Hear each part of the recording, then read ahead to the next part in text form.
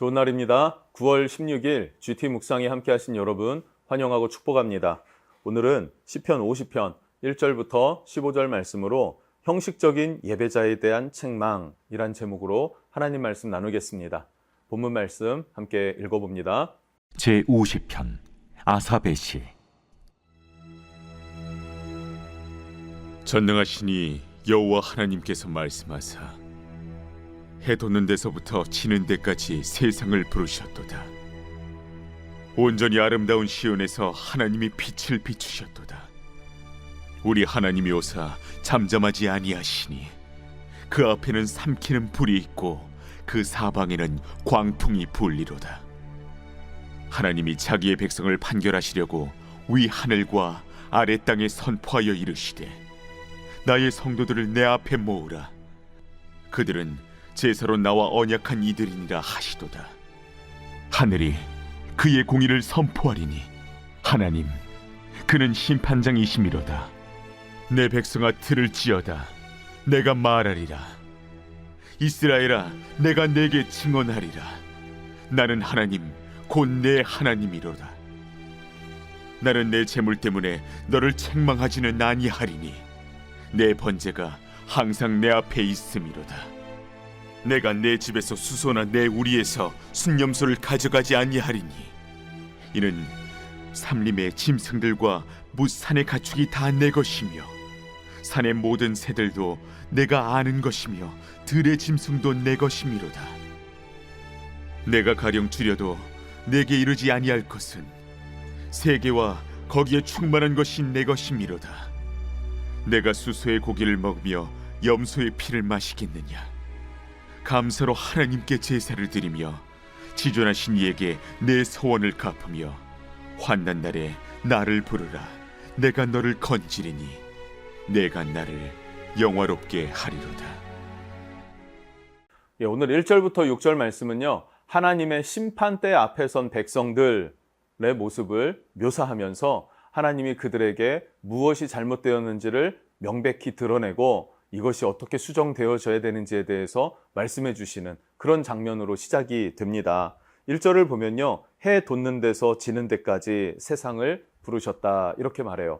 해 돋는 데는 동쪽이고요, 해 지는 데는 서쪽입니다.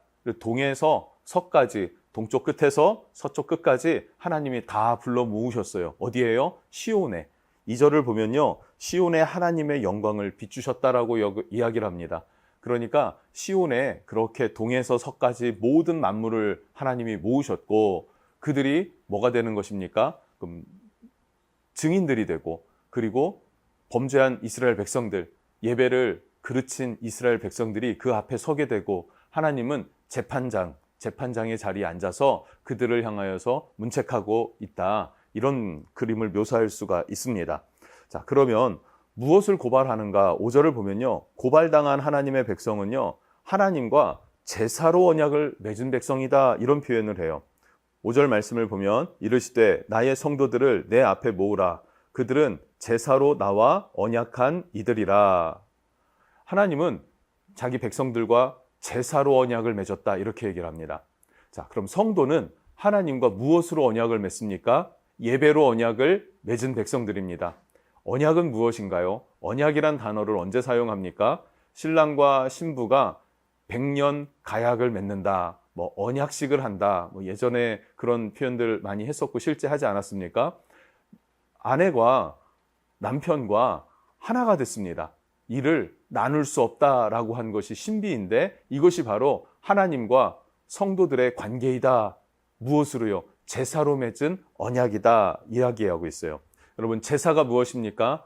짐승이 나를 대신해서 피를 흘려 내 죄를 씻어주는 것이죠. 그 짐승의 죽음으로 바로 내 죽음이 대신하였다라는 것을 상징적으로 표현하는 것입니다. 그리고 이것은 상징적인 것이지만 그것의 원본은 무엇입니까?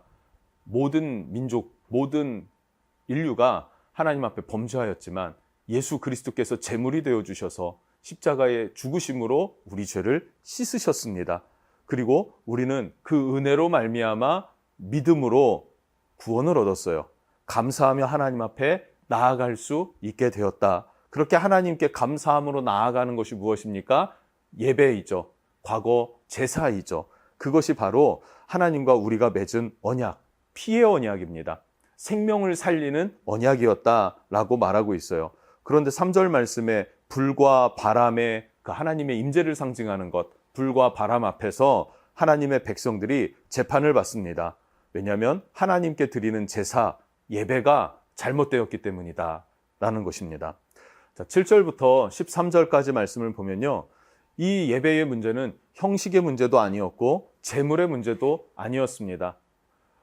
재물을 드리는 사람의 마음 문제였어요. 재물을 드려요. 그런데 하나님은 배가 고파서 너희들이 그 잡은 고기를 내가 뜯어먹냐? 아니라는 거예요. 내가 목이 말라서 너희가 잡은 짐승의 피를 마시냐? 아니라는 거예요. 하나님이 원하시는 것은 무엇입니까? 제주가 재물을 가지고 나와서 제주가 직접 그 양이든 소든 도살을 하는데, 그 도살을 할 때에 그 짐승은 죽어가지 않습니까? 피를 흘리고 소리를 내지 않습니까? 그 신음하는 고통과 부르짖는 고통과 피 흘리는 그 처절함과 죽어가는 그 어떤 그런 느낌들이 있잖아요. 그것이 바로 내 죗값이구나.